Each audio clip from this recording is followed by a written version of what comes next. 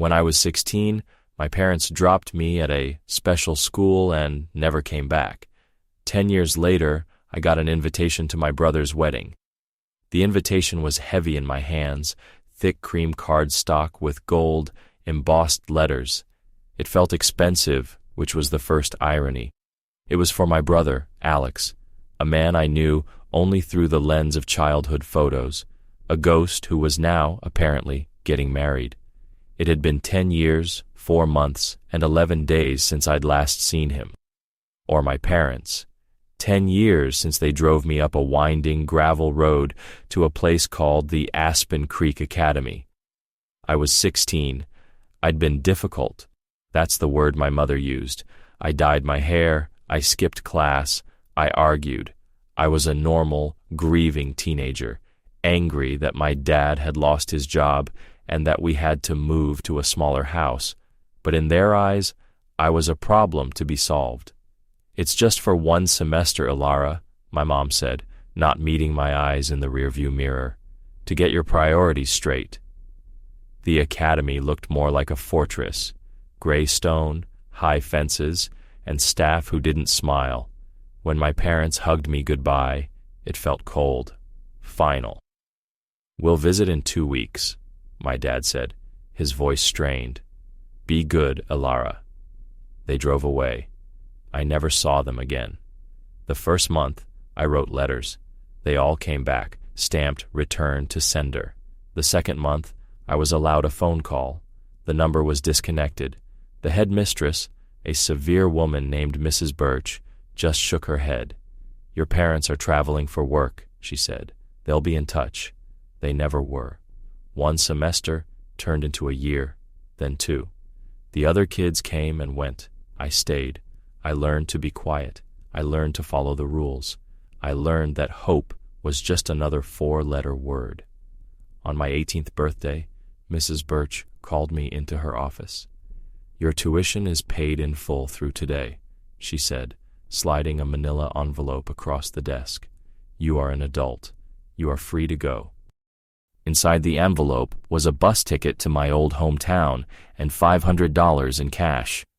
There was no note, no letter, no "happy birthday." I took the bus. I walked up the street to the house I grew to hate, the small house we'd moved into. I remember my hand was shaking as I reached for the doorknob. It was locked. A different car was in the driveway. A man I'd never seen before came out, holding a bag of groceries. "Can I help you?" he asked. I used to live here," I stuttered. "The Miller family?" The man frowned. "We bought this place about, almost 2 years ago. From a bank, I think. It was a foreclosure." A foreclosure. They hadn't just left me. They'd lost everything and still hadn't come for me. I spent the next 10 years building a life out of the rubble they'd left behind. I aged out of a foster home I'd landed in. I worked 2 jobs to get through community college. I learned to be my own parent, my own safety net, my own family. I was 28. I was a graphic designer. I had a small, clean apartment, a cat who slept on my keyboard, and a quiet life. I had built a wall around that 16-year-old girl at Aspen Creek. Nothing got in, until that invitation.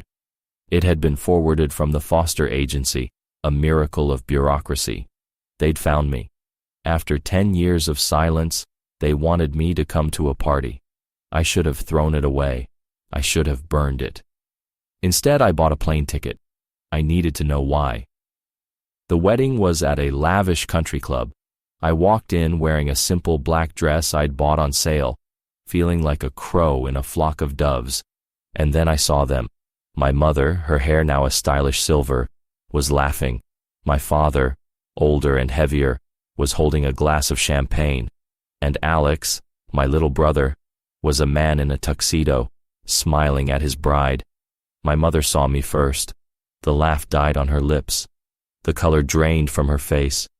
"Ilara," she whispered, as if I were the ghost. My father turned. His glass slipped from his fingers and shattered on the marble floor. "You came," he said. His voice was thick. "You left me," I said. The words came out quiet, colder than I expected. All the rage I had stored up for a decade vanished, replaced by a hollow, aching emptiness. "We need to talk," my father said, grabbing my arm. "Not here." He pulled me into a small library off the main hall. My mother followed, wringing her hands. My brother was still busy with his photos, unaware that his past had just walked in the door. "We did it to save you," my mother burst out, the second the door closed. "Save me?" I laughed. It was a bitter, ugly sound. "You abandoned me. You left me in a prison." "You don't understand," my father said. He looked exhausted. He finally looked his age. "That job I lost? I wasn't just laid off. I got involved with the wrong people, Alara. Very bad people." He told me a story that sounded like a cheap movie, laundering money for a local syndicate, skimming from the top, getting caught. "They weren't just threatening me," he said, his voice dropping. "They were threatening the whole family. They knew about you. They knew about Alex. They described the route you took to school." I stared at him. "We had to disappear," my mother whispered. "We had to sell the house, empty our accounts, and run. We went into a protection program for a while." "So you ran," I said, my heart hammering. "But you didn't take me. You took Alex."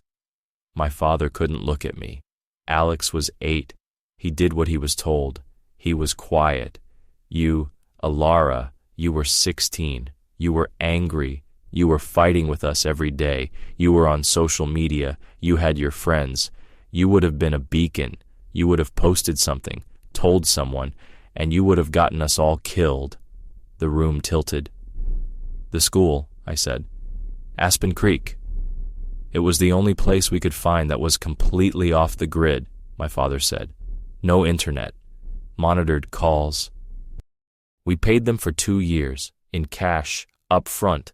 It was the only way we could keep you safe, by locking you away from us, and from yourself. You thought I was a liability," I said. "The cruelty of it was breathtaking. They didn't abandon me because I was difficult. They abandoned me because they thought I was stupid.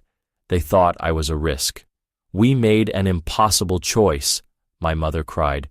"To save all of us, we had to sacrifice one. We thought you were the strongest. We thought you could handle it. You thought I'd figure it out," I said, the words from a different story, a different life, but they fit perfectly. I looked at these 2 strangers who shared my DNA. They hadn't saved me. They had used me.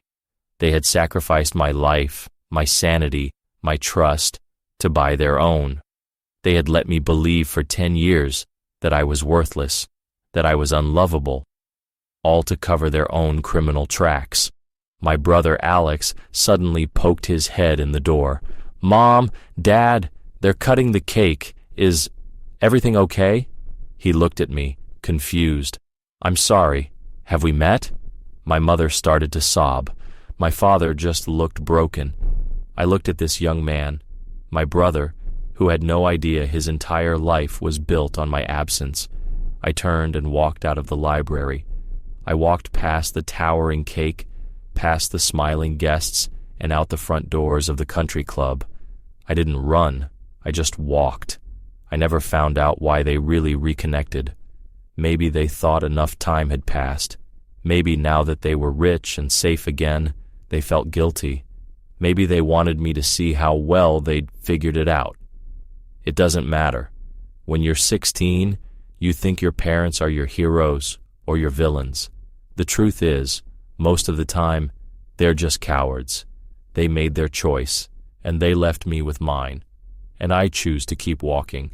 If this story resonated with you, if you've ever felt the sting of a choice that wasn't yours, please subscribe to the channel. We share true, strange, and deeply human stories that remind us that we're not alone in the chaos. Hit subscribe, and if you have a story that needs to be told, you know where to find us. Thank you for listening. Be kind to yourself.